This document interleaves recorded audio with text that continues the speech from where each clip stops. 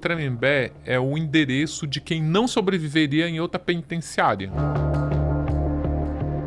Ou pelo crime que cometeu, Ou por ser conhecido. ou por ser conhecido, ou por ser rico, também que isso eles estão muito assediados quando eles estão ricos, ou por ser autoridade. Por exemplo, policial, que a função dele é mandar bandido pra dentro da cadeia, quando ele vai parar numa penitenciária comum, os bandidos assassinam os claro, policiais. claro. Então, ele iria para Tremembé.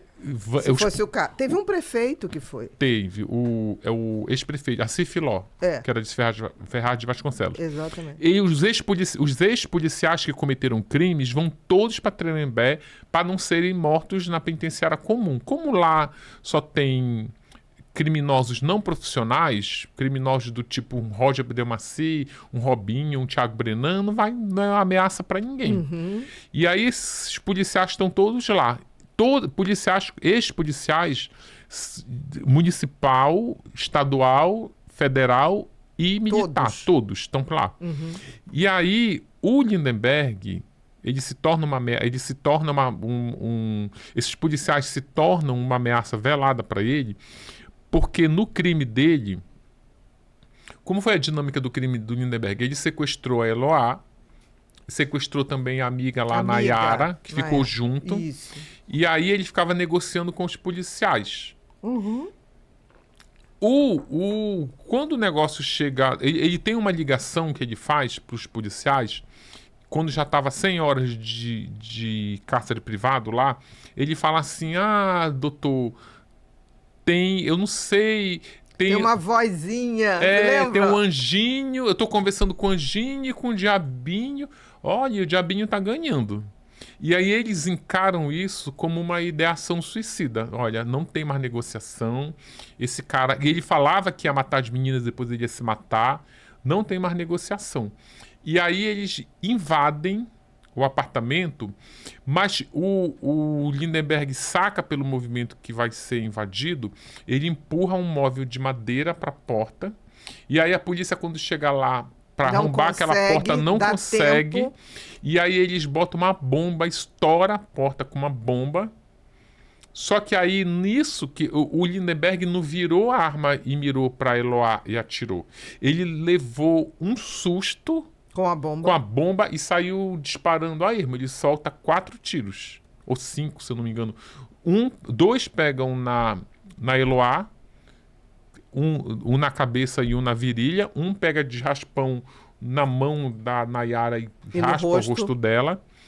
E uns outros pegam no teto e na parede. Ou seja, ele saiu... Uhum. Ele matou? Matou. Não. Mas é bem diferente de você virar a arma e dar um tiro na pessoa. Eu acho que no caso do Lindenberg, o que fala mais foi a perversidade de manter a tortura. Sim. Isso eu acho que foi. Sim, e tem condenação por isso também. E ele sempre falava, nada disso precisava estar acontecendo se ela... voltasse para mim, quer dizer, ela é culpada. Só que aí mas por tudo que aconteceu. Onde essa operação policial vai refletir lá na vida dele em Tremembé? Na justiça, no julgamento dele, no tribunal do júri, ele fala isso, ele terceiriza a culpa da morte da Eloá porque se ele tivesse se ele tivesse apenas torturado ela tivesse sobrevivido, a história teria outro final. Teria até um final melhor do que teve. Uhum. Né? Porque a menina foi morta. Sim. Mas o que ele diz? A culpa é da polícia. Porque a polícia... E também ficou provado... E o que a polícia foi e disse em sua defesa? Não, a gente só invadiu porque a gente ouviu o tiro. Mas aí ficou provado na perícia que o tiro o primeiro disparo só ocorre depois da explosão. Porque tinha um áudio, não sei se era um áudio de uma TV, alguém lá deixou um microfone ligado, e aí você vê a explosão, bum, e o tiro, pá, pá, pá. Não é o primeiro tiro e a explosão, entendi, exatamente. Não foi antes. E aí ele tentou, na defesa dele, jogou a culpa na polícia. E a polícia, depois, a operação da polícia foi criticada, foi considerada a forma como a polícia conduziu. A polícia poderia, por exemplo, poderia ter feito mil coisas, poderia ter sido neutralizado, mas a polícia diz que não neutralizou, porque quando o sniper mirava a arma, ou a Eloá se metia na frente. Ele botava, né, na janela. Ou ele botava ela na janela. Ou quando também fizeram uma segunda tentativa, estava numa neblina, não era arriscado. Mas o fato é, por exemplo, a polícia, eles passaram 100 horas lá, a polícia colocava a marmita para eles, ela botava um lençol e puxava. Gente, era só colocar qualquer sonífero que você colocasse naquela comida, sabe? Qualquer dormonide, sei lá. Boa noite, Cinderela, né? Oficialmente. Mas nem assim. isso eles pensaram. Então a polícia, o trabalho da polícia foi bastante criticado, foi colocado em xeque.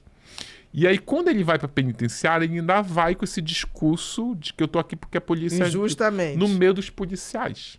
Então ele não tem uma paz Não, Tremembé. não, ele morre de medo de sair. É o único preso que quando tem saidinha ele fica apavorado. Ele morre de medo. Porque medo de policiais, De policiais, aqui fora é. e também do pai da Eloá, é isso? Porque Ele o pai tem da isso. Eloá parece que é ligado à milícia, alguma coisa assim, O não pai tem? de Eloá já tinha cumprido prisão por homicídio. Ele matou uma ex-companheira, feminicídio. Ele é um ex-policial, ou seja, ele é miliciano. E ainda tem outro agravante. Ele estava foragido e a transmissão ao vivo do crime da Eloá, numa das câmeras, ele passa mal da filha, ainda é um miliciano com sentimento, né? Passa mal, desmaia de ver a filha em cárcere privado, e aí ele está sendo levado numa maca, uma câmera ao vivo de algum desses telejornais lá da Record, da Band, pega ele e a polícia lá em Alagoas Localiza. o reconhece. Olha, isso. gente, É fulano. é fulano, foragido daqui, que foram lá prender o cara. Ou seja, ainda tá na conta do Lindenberg a prisão do pai da Eloá. Sendo que, quando o Lindenberg começou a ter a saidinha dele, o pai já estava livre. Já estava solto. Ou seja, Entendi. tu pensa para onde ele... E com um agravante, no mesmo bairro. Toda a vida dessas pessoas continuou na Coab lá de Santo André. A família da Eloá mora lá, o pai da Eloá tá lá, a família do Lindenberg tá lá. Quando ele vai pra saidinha, ele fica no mesmo conjunto habitacional. Ele tem esse, digamos assim, não sai nem de casa. Fantasmas, né? Talvez seja a maior prisão que ele tem. Eu acho também. Talvez seja a maior prisão que ele tem. Eu acho que isso é...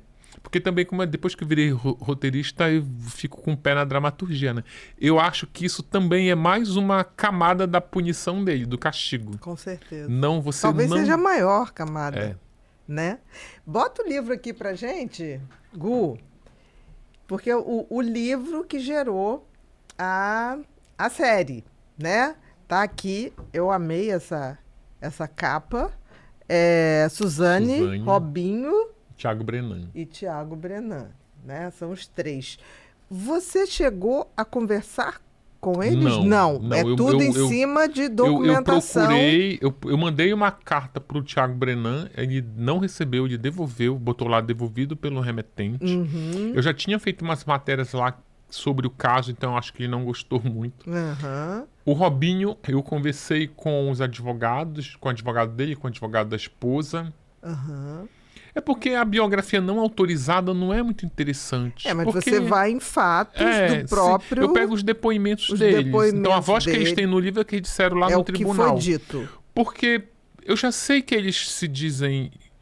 Que eles se dizem inocentes. Inocentes, sim. Por exemplo, desses três, eu preferiria 1000 vezes, se eu tivesse que dar voz para Suzane, que reconfessa... Então tá, me conta aqui o que tu sentiu na hora que tu estava ouvindo os teus pais Porque ela já admitiu. Já admitiu. Já é um fato. Mas aí para você, quando eu procuro advogado, mando cartas, eu já tô rezando para eles dizerem não quero. Para você se basear, pra me basear naquilo pra ficar, que foi depoimento, aquilo que estão nos autos. Sim. Quem tem TDAH não deixa de ser TDAH. O TDAH é um transtorno do neurodesenvolvimento. Isso significa que é um jeito de funcionamento cerebral, que é seu e é único. Então, você sempre terá TDAH. Agora, ele pode nunca te deixar na mão. Esse cérebro pode ser transformado de tal maneira que você só vai lidar com o que tem de bom. Não fique com essa questão de tipo assim, eu nunca vou conseguir. Vai conseguir, porque a gente está disponibilizando nesse curso todas as condições, as tecnologias mais avançadas, os remédios, tudo que vão te favorecer. Vai precisar de remédio? Talvez não. Agora, esteja disposto a se transformar e fazer de você a melhor versão de você de todos os tempos. Vamos juntos nessa jornada de autodescoberta? Faça sua inscrição e transforme sua vida hoje mesmo.